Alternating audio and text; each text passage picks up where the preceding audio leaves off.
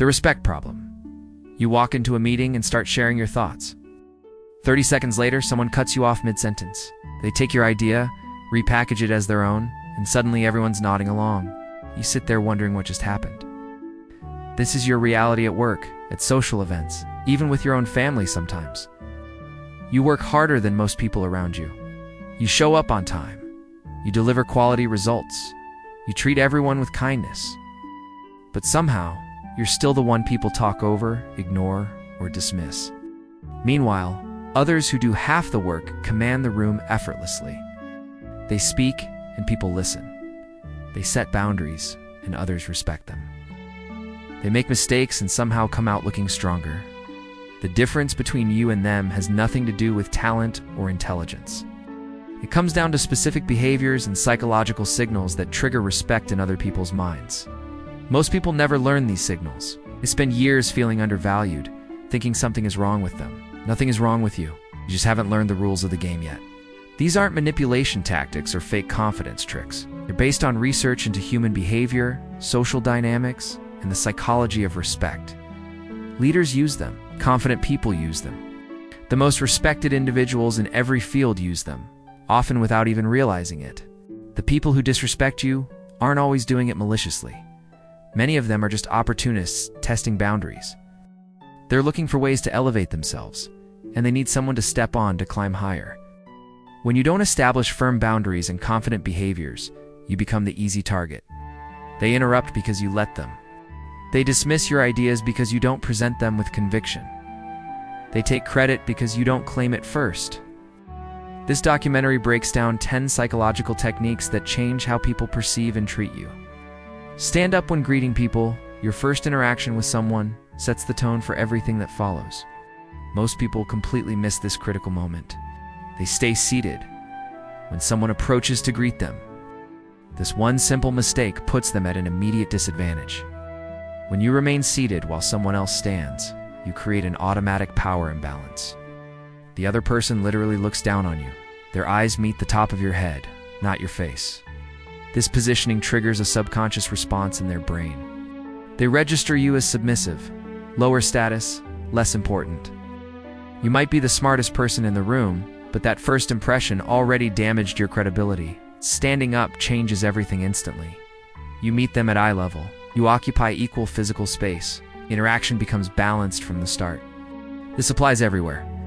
Business meetings, social gatherings, family dinners, casual encounters. Whenever someone approaches you, stand up to greet them properly. The handshake matters too, but most people get this part wrong as well. They look down at the hands while shaking. This tilts your head downward slightly, which again signals submission. Keep your eyes locked on their eyes during the entire handshake. Your head stays level, your posture stays strong. This eye contact communicates confidence and equality. Some people feel awkward maintaining eye contact during greetings. They worry it seems aggressive or intense. The opposite is true. Breaking eye contact too quickly makes you appear nervous or untrustworthy. People respect those who can hold steady eye contact without flinching. This technique works because humans are wired to recognize dominance hierarchies through body positioning. Animals do this instinctively. We do it too, just less obviously. When you control your physical positioning during greetings, you establish respect before a single word gets spoken. The conversation starts on your terms, not theirs. Take up space with your body. Watch how respected people carry themselves in any room. They don't shrink into corners or fold themselves into tiny spaces. They spread out naturally. They place their belongings on the table. They lean back in their chairs. They use gestures when they talk. Their bodies send a clear message. They belong here and they're comfortable taking up space.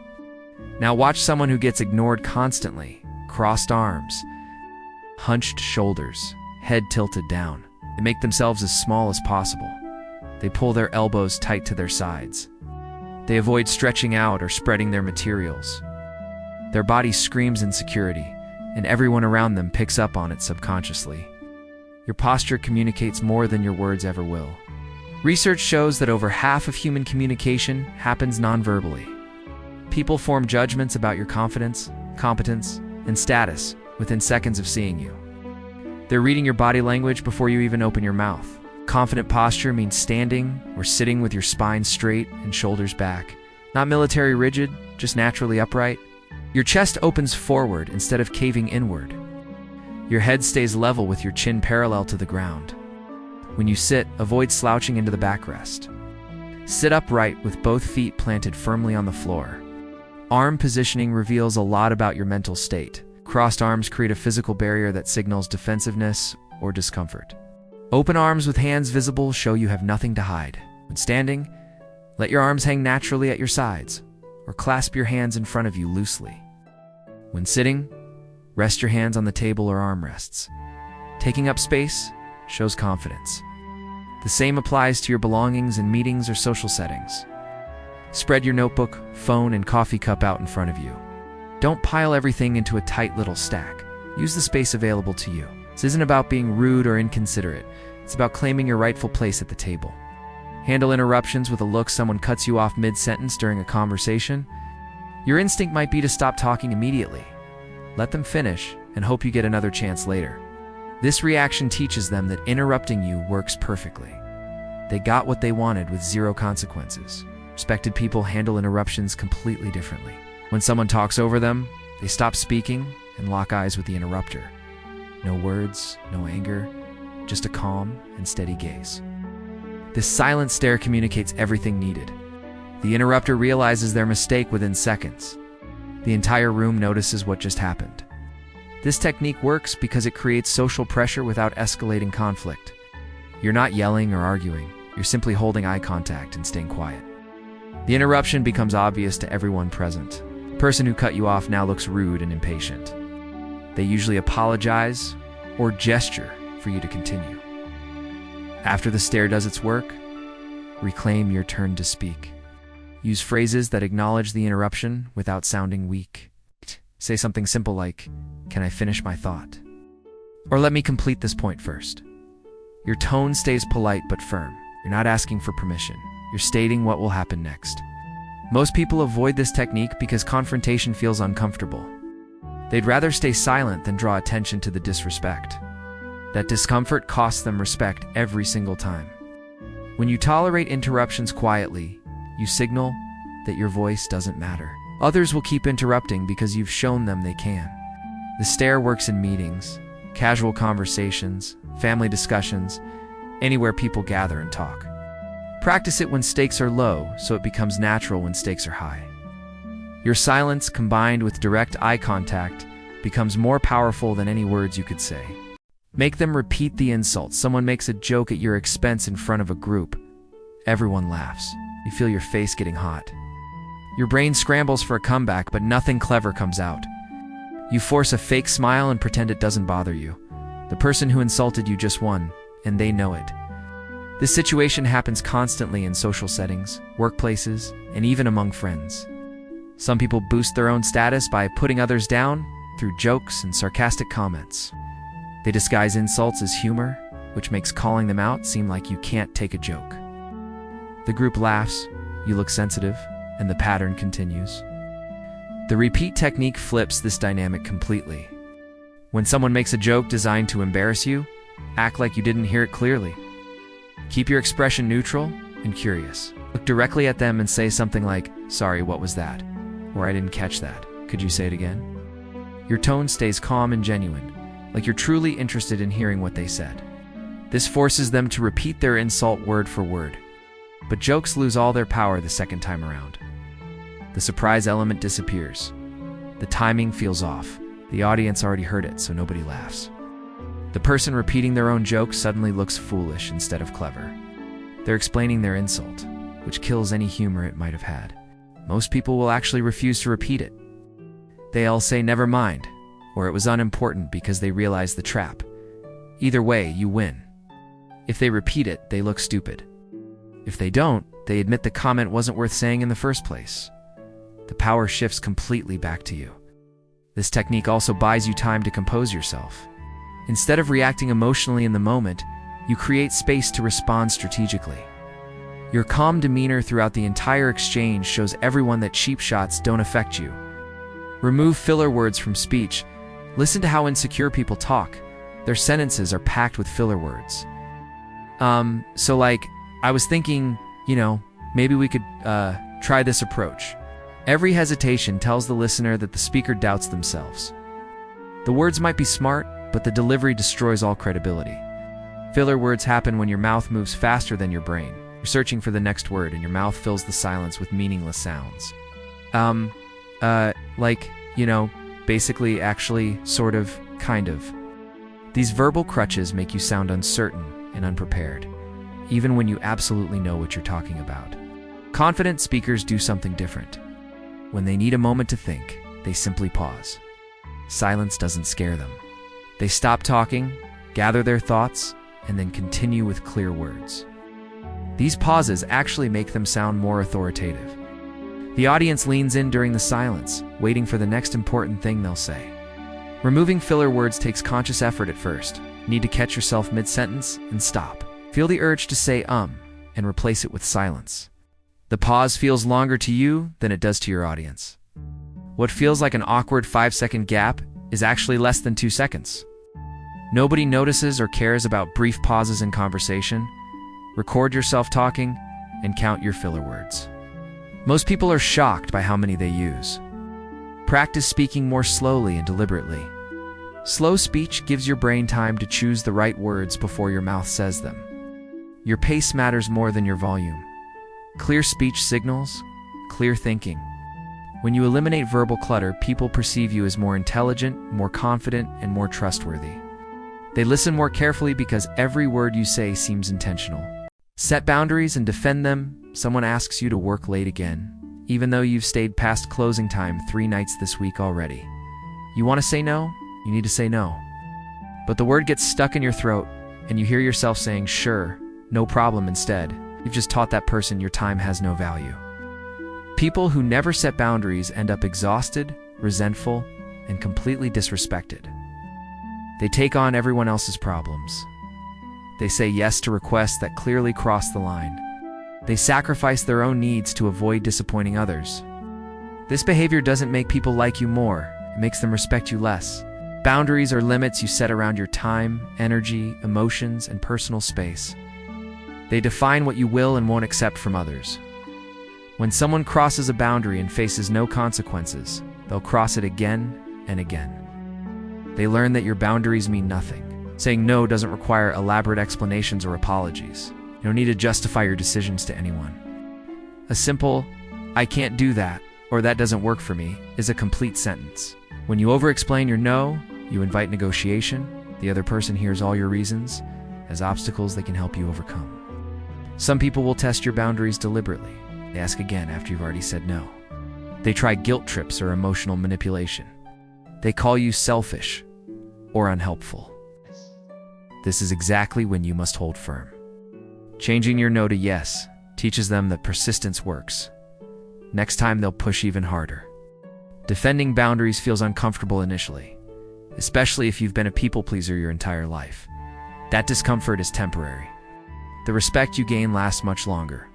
When people know you mean what you say, they stop wasting time trying to manipulate you.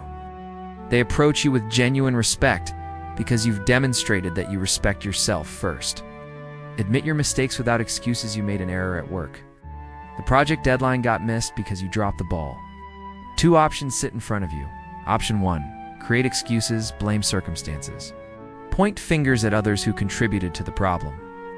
Option 2, own it completely and focus on fixing it. Most people choose option 1. Respected people always choose option 2. Excuses destroy your credibility faster than the actual mistake ever could. When you deflect responsibility, everyone sees through it immediately. They know you're protecting your ego instead of solving the problem. Each excuse you offer digs the hole deeper. You look weak, dishonest, and untrustworthy. Owning mistakes requires just a few simple words. I messed up. This was my responsibility, and I didn't deliver. What can I do to fix it right now? No justifications, no shifting blame, no defensive explanations. Just acknowledgement and action. This response surprises people because they're expecting excuses and denial. Taking accountability demonstrates strength and maturity. You're secure enough to admit imperfection. You prioritize solutions over self-protection. People trust individuals who acknowledge their errors because it proves they won't hide problems or lie when things go wrong. This trust builds respect over time. The key is moving quickly from admission to action. Don't dwell on the mistake or apologize repeatedly. State what happened, take responsibility, propose your solution, and execute it. Dwelling on errors makes everyone uncomfortable and keeps attention focused on the failure. Shifting to solutions shows leadership. Everyone makes mistakes regularly. The difference between respected people and everyone else isn't the number of mistakes made, it's how they respond when mistakes happen. Excuses signal weakness and fear. Ownership signals confidence and integrity. People respect those who can admit when they're wrong because that honesty is rare. Break the pattern during provocation. Someone is trying to provoke you deliberately. They're pushing buttons, making snide comments, and waiting for you to lose your cool. They want an emotional reaction because it gives them power over you. Okay? Getting angry or defensive means they won. Staying calm while they escalate makes you look weak. You need a third option. The pattern interrupts technique disrupts their entire strategy. When someone tries to provoke you, respond with something completely unrelated to their provocation. They make a cutting remark about your work, and you ask them where they got their coffee. They criticize your idea, and you comment on the weather outside. The disconnect confuses them completely. This works because provocateurs follow a mental script. They say something inflammatory, you react emotionally. They gain status by making you look unstable. Your unexpected response breaks that script. Their brain has to stop and process why you're talking about coffee when they just insulted you. They lose momentum entirely. The key is delivering your off-topic comment naturally. Don't make it obvious that you're deflecting. Ask your random question with genuine curiosity, like you didn't even register their provocation. This makes them question whether you heard them at all. They're left wondering if their insult landed or if you're so unbothered that you simply moved on. Some provocateurs will actually answer your random question before realizing what happened. They'll tell you about their coffee, and suddenly the confrontation they tried to start has transformed into a normal conversation. The hostile energy disappears completely. Other observers see someone trying to start a fight and you staying perfectly composed. This technique requires practice because your natural instinct is to defend yourself immediately. Train yourself to pause for 2 seconds before responding to any provocation. Use those 2 seconds to choose a random topic instead of crafting a defense. The pause also demonstrates that you're not rattled. You're in complete control of yourself and the interaction. Know when to walk away? You've tried everything with certain people. You've set boundaries, spoken clearly, demonstrated confidence. Nothing works. They still dismiss you, interrupt you, treat you like you're invisible. Some people will never respect you no matter what you do. Walking away isn't defeat. It's a strategic choice that protects your energy and self-worth. Staying in disrespectful environments damages you slowly. You start doubting yourself, questioning your abilities, accepting treatment you'd never tolerate elsewhere. This erosion of confidence spreads into every area of your life, sends a clear message about your standards. You're saying your self-respect is non-negotiable. You'd rather be alone than be disrespected. This decision surprises people who assumed you'd tolerate anything. Your absence often creates more impact than your presence ever did. Work doesn't flow as smoothly. Team dynamics shift. People realize what they lost only after you're gone. Whether they learn from it doesn't matter because you're no longer there dealing with it. Choosing to walk away requires courage. You're betting on yourself and trusting better opportunities exist elsewhere. That trust usually proves correct. Better environments and better people are waiting for you. The most respected move you can make is refusing to stay where you're not respected. Putting it all together, you now have 10 techniques that command instant respect. Stand when greeting people. Take up space with confident body language. Stop interruptions with a silent stare. Make insulters repeat their jokes. Remove filler words from your speech. Set boundaries and defend them firmly. Admit mistakes without excuses. Break provocation patterns with random responses. Walk away from disrespectful environments. These techniques work because humans judge respect through body language, tone, and boundaries. Most processing happens subconsciously. When you change your behaviors, people's brains automatically recalculate your status. Start with 2 techniques tomorrow. Stand up when someone approaches. Remove filler words from conversations. Notice how differently people respond. Build from there gradually. Some people will resist your transformation. They benefited from your old patterns. They'll call you arrogant or difficult. Their discomfort proves you're doing it right. You're no longer the easy target. Respect isn't something you beg for or wait to receive. Respect is something you command through consistent behaviors that demonstrate your value. You know exactly what those behaviors are now. The question isn't whether these techniques work. The question is whether you'll actually use them.